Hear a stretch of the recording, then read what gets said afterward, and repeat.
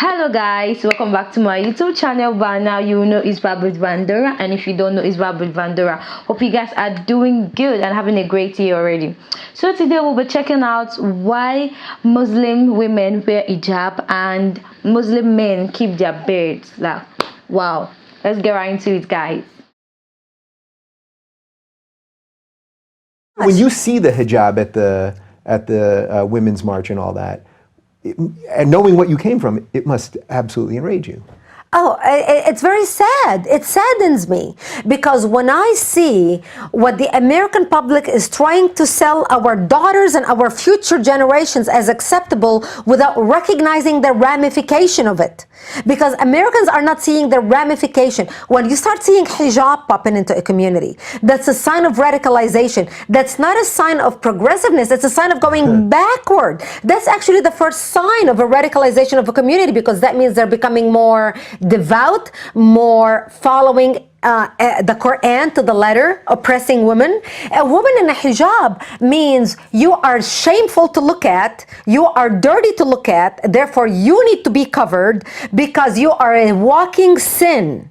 So if I am tempted to look at you or to rape you, you made me rape you because you made me see your ankle because it flashed a little bit under the hijab, and therefore you deserve to be raped, or you deserve to be beaten, or you deserve to be abused. What message are we sending our daughters? Yeah.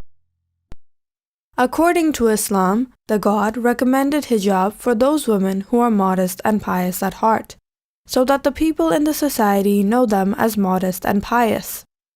Hijab is a sign of modesty and piousness, which dictates that women with hijab do not enjoy displaying their beauty to all, and they do not want to be known to all as hot and sexy. They are not open for flirting or asking out for a date. Their beauty, charm, appealingness, etc. are preserved for their selected special one. It is a lifestyle, and believing women feel dignified in hijab as it empowers them, gives them authority and control over the viewership of their beauty. And women who follow this lifestyle feels insulted, disrespected, and undignified when their hijab is questioned. Hijab cannot be imposed on anyone, because if hijab is forced or imposed on anyone, then that hijab will be deceptive and hypocritical, and that person may end up doing things which may bring shame on this holy dress code. Hijab has to come from within, with integrity and understanding. And the God knows what people have in their heart. If someone is not modest and pious inside, their hijab of outside is meaningless. You see, one day I was invited to a Christian school to speak, and it was a girls' school. So I went to speak to them, and the first question they told me is, "Why do you have a beard? Why do you have a beard?" So I said, "What do you mean?" They said, "No, these are Talibans." So Allah put it in my mind. This was a pure Christian school. You know, they had idols that they have, little pictures and portraits and so on. I said, you know, to be very honest with you, we follow the prophets. And you know, I don't want to use the Prophet Muhammad's example because you don't believe in him. We are talking now to Christians. But I want to tell you, when I walk in the streets of Harare, Harare is the capital of Zimbabwe, where I come from. When I walk in the streets of Harare, the small boys, they say, "Jesu." You know what is Jesu? Jesus. Says, "There is Jesus walking." But when they see your priest, they don't say that. Are you following what I'm saying? When they see your priest, they don't say, "There is Jesus walking." I say, but why? The reason is, we follow Jesus as well. I did not see Jesus without a beard. Anyway, I saw him with robe, and you drew the picture. I don't even believe that that is the proper picture, because we are not allowed to make those pictures. But you drew the picture. According to your picture, I have got a beard. I look closer to him than any one of you. So they were quiet. So one other girl thought she was clever. So she said, "But what about your women? Why are they also covered? You cover them." You know, this question comes up all the time. So I said, "Because we follow the Mother Mary." Finished. Closed. Topic closed. Topic closed. Our women are closer dressed to what Christianity teaches than the Christians themselves. We are purer. in Christianity than the Christians themselves. Because look at the dress code, look at the morals, look at the conducts, look at how strictly we follow the 10 commandments, look at how we would like to, stop certain things from happening and so on. And every little while they find it creeping in. The church sometimes will allow homosexuality, they will allow, it changes. They change it in order to get more people to follow. With us, even if no one is following, the deen will remain. And still there will be people who will follow. So let us remember, when you want to think of answers and when you have discussed, you will have the answers. Now, to cover yourself, how can that be oppression? Because today I am covered. If in 50 years from now, they might tell the men that if you don't move with shorts, you are oppressed, then what are we going to do? All of us are going to move in shorts. Allahu Akbar. Can you imagine myself and everyone else here sitting here in shorts, one short only like this? They say, no, if you don't wear shorts, you are oppressed. So the sisters who are seated here, some of them are fully covered, some of them have their faces open. Nobody has forced them to do that. It is their own will. They are Muslim, they are surrendering to Allah. So we believe that in the same way, you see, sometimes people say it is oppression to cover. Why are you covering? I have had questions regarding my own family, where people say, why do you force your family to cover? And I tell them, you ask them. Did I force them? I didn't force them. No, it's oppression. So I am oppressed. Yesterday I was in Colombo. And I gave this example and I want to give it to you. It's a very good example. I was one day sitting in an aircraft, a few years ago. There was a man who sat next to me. And he looked at me, he doesn't know me, he doesn't know anything about me, and he told me, you people oppress your women. To start with, no hello, no how are you, no good morning, nothing. You people oppress your women. So I looked at him and I said, Ya Allah, what should I tell this man? He wants to fight. You see, he wants to fight. He wants to argue and debate. So I can't talk to him on normal terms because he didn't talk to me on normal terms. So he was with his wallet looking at something. The wallet where the money is? He was looking at something. So I looked at him, I said, you are oppressing your money. He told me, what do you mean? I said, the same thing you mean that we oppress our women. So he said, why? I said, because you are covering your money. Your money is covered. Everything is covered inside there. Can you see? He said, no, but this is because it's money. It's valuable. I said, our women are also valuable. They are valuable. So sometimes when you talk to someone who is foolish, you need to give them a foolish answer also. Foolish. They don't understand. Then he was quiet. He just did and he was quiet. There was no other answer. So the thing is, we believe, and if you study, you will find today divorce is very high across the globe. And today problems have increased, marital problem. Today people are interested, may Allah protect us. We are in a Muslim country, we are happy and we thank Allah. But some other places in the world, men are interested in men and women are interested in women. You know what I'm talking about. Now in some countries, some of the most developed countries, I was reading an article recently, there are some people fighting. Listen to how people are taking not only religion away from us, but they are taking our brain away from us. There are some people in developed countries who are fighting to say we are free to marry our dogs. Wallahi. They are saying, why is it, if a man is free to marry a man, why can't a man and a woman be free to marry the dog? What is wrong? We are free. Do what you want. They are fighting it. That is how the issue of homosexuality started many, many years ago, in the same way, where people said we are free, until they convinced some people that we are free and they started. So now they started the other ball rolling. Very soon they will allow it. Astaghfirullah. May Allah protect us. So if you take a look at the Islamic ruling of covering, when there are women all over who are not covered, you have some, they might be more beautiful than others, and you have some, maybe their character is not good, and so they're all different types. Like if you have a motor vehicle, say for example you have your motorbike. I notice, mashallah, here most people have motorbike. When you buy a motorbike and you are riding it, you are very happy because it's brand new, isn't it? But after some time you saw another motorbike, you say, oh, that one is better, I will get that one inshallah. And then you continue, after some time you change your motorbike, you get a better motorbike because you saw it. If you did not see that other motorbike, forever you were going to believe yours is the best. Wallahi. Look, you have a phone. If you have iPhone 4S, it's the latest, isn't it? So if you have iPhone 4S, you are very happy, you are excited, you keep in your pocket, you know, you talk. There is something called Siri, you talk and you see and how it works and everything. You are very excited. But when you see iPhone 5, you say, oh, now mine is not latest.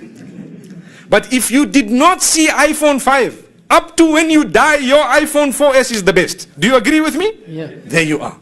So Islam says, your wife, when you got married, you are so happy, she's your bride, you had big function, you had such a nice place, father of the bride came, you came, everyone came. So when she is yours, you lower your gaze, you did not see another model. So you are very happy until the day you die, you think this is your best, finished. Subhanallah. But when you are looking here, looking there, and they are exposed, someone shows you hand, someone shows you leg, what happens? Your model now, you are not happy anymore. So divorce, I want another one. You see? And this is why it's happening on the globe. So Allah says, put nice clothing, so your beauty is covered, so it is appreciated. Other men, they will look down, women must look down, and the issue of lowering gaze is not only for women, both for women and for men. Lower your gaze. You don't have to stare someone, look them up, down, up, down. No. In Islam, we don't do that. So people say, no, you are free. Wallahi, now, there are laws which in some countries they are saying, when you stare at someone, it can be called sexual harassment. So they want to jail you for looking. They want to jail you for looking. Islam from long has told us that be respectful. What is wrong? Now they are telling us, no, Islam is barbaric. How can they say that you are not allowed to look? But themselves they are saying that if you're looking at me too much, you are being very, very, you are being abusive. Sexual abuse. May Allah protect us. So we need to know the issue of dress code. We can answer them with logic, not with religion. Put religion on one side.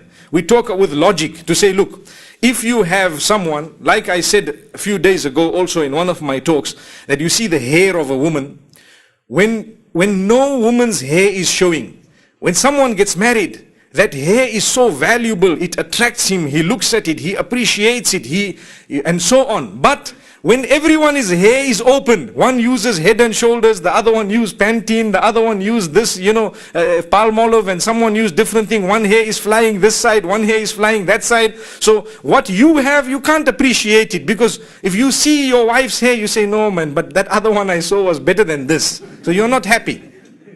So the best solution is just cover yourself. And the best solution is lower your gaze. And this is why we believe firmly you need to work hard to be happy with what you have. Islam teaches us contentment. Be happy with what you have. Because wallahi, if you are not happy with what you have, your race will only end when you die. You will keep on running. Someone, for example, they have a nice cell phone, a mobile phone. It's okay.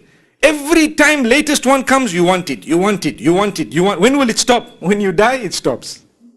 You see? If you follow what is latest, but if you have this phone, it is fulfilling your purpose, you need it maybe for email, for SMS, you need it for this, for that, whatever your purpose is, it is fulfilling, stay with it. When you need to change, because it is something material, when you need to change it for some reason, if you can afford it, then you change. Many people, they live beyond their financial means. Why? Because they want to follow what they see in the television. Oh, I need that phone. If there were no adverts today, we would all be very happy, more happy than what we are. Because an advert, what does it do to you? It shows you something which you don't have in such a way that you want it. So sometimes your money you are saving to buy a house, but instead of buying your house, you saw something else, you took some money from there and bought it, but that was not necessary. Why? You saw the advert. Better you didn't see the adverts. Allahu Akbar. So I hope I have explained the issue of the dress code of women from a logical point of view, to say when something is covered, even from a more logical point of view, it is more respectful. I tell you, if there are two sisters walking down the street, one has a mini skirt and showing the chest and showing her hair, and here is short blouse, and the other one is fully covered. Young boys, who are they going to whistle at? Who are they going to do that to? They will trouble. Hey, who are? They will come, hoot, make noise. With who? This one or that one? The one who is not dressed properly. One who is dressed properly, they won't try it, all that tricks. So all the people, they are either my sister, my daughter, my wife, or my mother. Your sister, your daughter, your wife, or your mother. or someone related to you. So in the same way, you don't want someone to play and tamper with your sister, your wife, your mother, and so on. You would not like also to do the same with somebody else's sister or wife or daughter or mother. Very important for us to know. Like I said, there are rules. What you like for yourself, you don't bump into somebody else. I want to do to someone else, but I don't want them to do to my family. How? We ask Allah subhanahu wa ta'ala to grant us protection. This issue of, women wearing jeans and t-shirts and so on, and taking out showing their hair, it only started a few decades ago. Before that, in the whole world, it was not there. The Victorian era in Europe, the women used to wear long dresses. Right now, 1950s. Long dresses to the bottom, never showing their legs. They're not even showing part of their legs. And they used to wear a big hat like this with a net. The hat used to have a net around it. They used to wear that up to recently. And only now, a few decades, it started. So we still want to preserve our way. And we ask Allah subhanahu wa ta'ala to grant us goodness. We don't trample on other people's feet, and we hope that they don't trample on our feet. In the same way that the secular world considers it oppression. Yes, the secular world considers it oppression. To force someone to wear hijab, we say it is oppression to force someone to remove hijab. Same thing. So we ask Allah subhanahu wa ta'ala to open our doors. With this I end saying, Jazakumullahu khaira wa assalamu alaikum wa rahmatullahi wa barakatuh.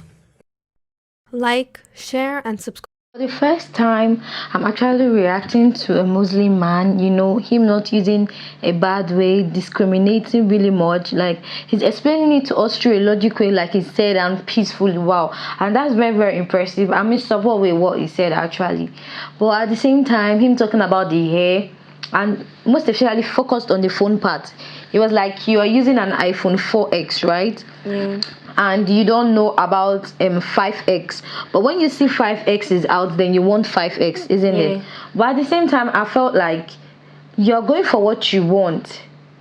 Once you get what you want, you're satisfied. You might be using a 4X and let me say X Max is out, or right now currently 14 Pro Max is actually the latest.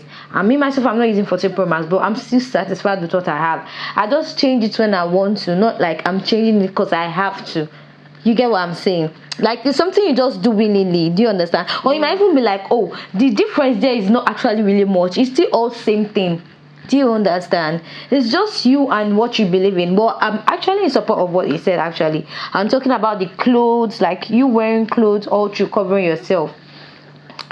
That also is actually involved. But at the same time, people are out there who actually cover themselves up and do worse than those who expose their body. Yeah. You feel what I'm saying? So I just feel, we should do what we believe in. At the same time, that does not mean that you wear, let me say, a bra and a pant and walk on the street. Because I've seen a lot of people wearing something like a bra and very, very short. When I say very, very short, and walk on the street. Like, there's limit to everything. But our generation these days, I don't think they're really going to understand much on that fact. They'll just feel like it's me, it's my body, I'll do what I want. But that should actually not be our thought, or how do I put it. But though it's your life, it's your choice, but at the same time we should learn to follow the right path. So tell me what you feel about this. I feel when it comes to dressing, like, everybody's actually entitled to express themselves how they want to dress. It's just actually your discipline. But the truth and the fact he stated was that if you actually dress that way and someone that is more covered is walking past, you'll be the center of attention. That's just it. If you are different from every other person on the road, you surely be a center of attraction. But nobody's holding you, nobody's stopping you from doing what you want to do. You could be that kind of person and you still have like very, very serious discipline within you. Like, you're not even the kind of person that go around with men and do a lot of shit, you understand? So I just understand these teachings, and I found this very, very, like, I don't know how to put it, suiting. Like, it was just entering my head, and I was just understanding more and more. Like, I love the fact you gave an example concerning Jesus stuff. Like, actually, when they drew the picture of Jesus, we the ones right now, like, when they drew the picture of Jesus was not this generation, and neither was the last generation. Like, it has been there since everybody was coming up. My mom, my dad, like, when they were coming up, they saw the picture of Jesus, you understand? So I don't know how they actually calm down, or maybe I'm very sure it's part of the Bible whereby God was actually, like, they explain what he looks like, his looks, what he looks like, maybe he's tall, he's muscular, he has beards and every other thing. So maybe that's what they used to be able to just map out a picture of him. And actually understand what he's trying to say, that he's trying to follow the way of Christ by keeping beards. I don't find any problem with beards or anything. But the hijab stuff, like, and I feel that it's not supposed to be mandatory for the ladies. If you really want to do it, you do it. Just like doing when it comes to the Christianity society, there are some churches that actually accept hair tie. There's some churches that anyone you want to do, you do it. But me personally, I just feel that it's not really right to just go to church with your hair that way. You understand? So that I said, everybody with their own entitlement and different discipline. You might know the right thing, but you just want to do what you want to do. That's just it. That's just what and that's actually true, you know. Talking about the hijab, some people, they don't want to, but they have to, because their dad is an afa, their mom is how do I put it? Alaja, exactly. So if you like it, if you don't like it, you have to do it. There are people out there that complain about the afa, but I just feel that we should just do what we feel is right. So thanks for watching, guys. I hope you enjoyed it. Don't forget to like, comment and subscribe, and let me know what you feel in the comment section. We've come to the end of today's reaction. We'll see you in the next one, guys. Bye.